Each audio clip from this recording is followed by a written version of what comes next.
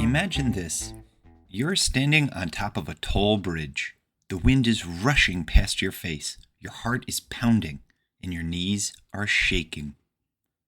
You look down, way, way down, at the tiny river below. Then someone counts. 3, 2, 1, jump! You leap off, falling, falling. And just when it feels like you're about to hit the ground, boing! The rope pulls you back up like a giant rubber band. That, my friends, is bungee jumping. But do you know where this wild idea came from? Believe it or not, the first modern bungee jump started as a college prank. Welcome to Believe It or Not, the show where weird is real and the truth is stranger than fiction.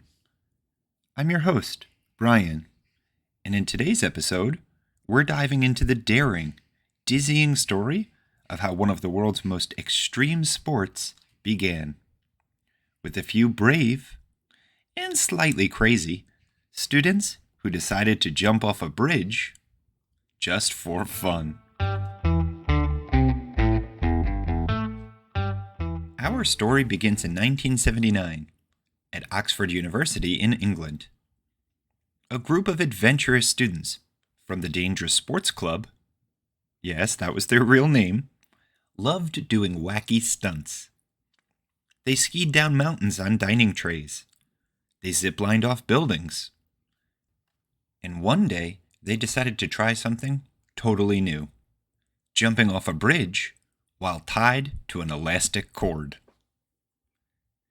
Their idea was inspired by an old ritual from the South Pacific island of Vanuatu, where men would leap from tall wooden towers with vines tied to their ankles as a test of bravery. The Oxford students thought, hey, what if we do that, but with modern gear?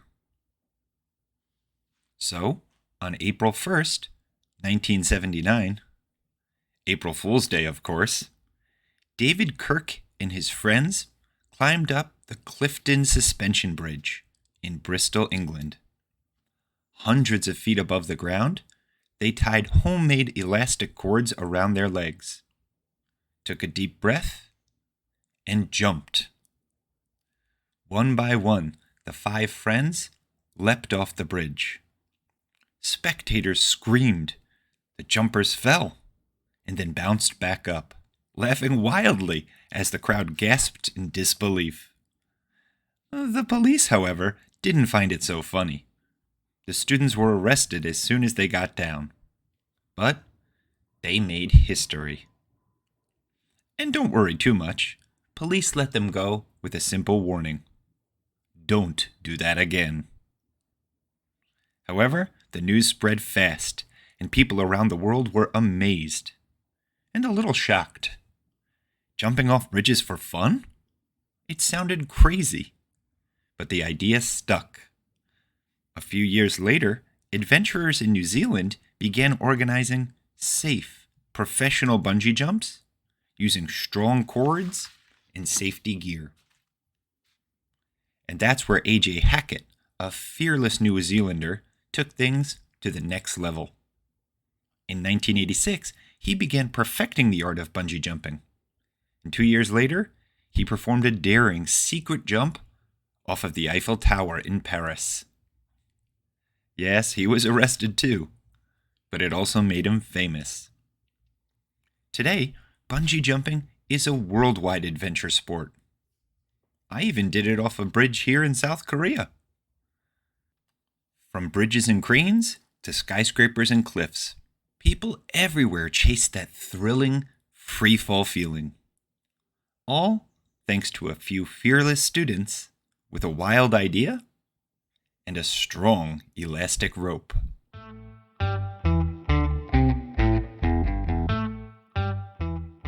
Now it's your turn to think about it. Would you ever try bungee jumping? As I said, I did, But I wasn't the first.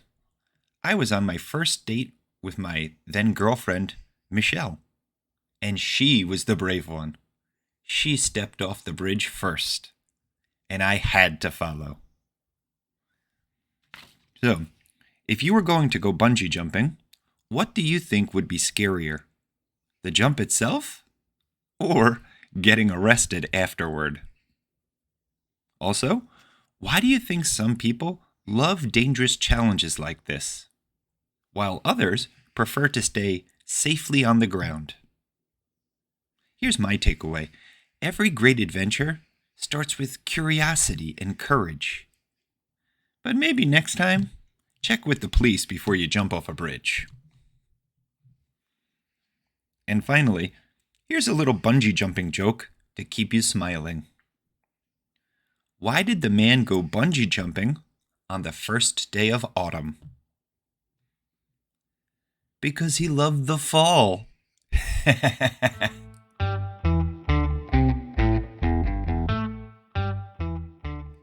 That's it for today's episode of Believe It or Not.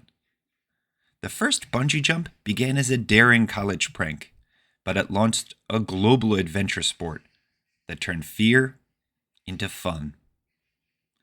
Join us next time for episode 84, where we'll explore a strange and kind of gross chapter in history, when people in Europe used to eat mummies. Yep, real mummies. Until then, keep wondering, keep learning, and remember, sometimes the truth is weirder than fiction.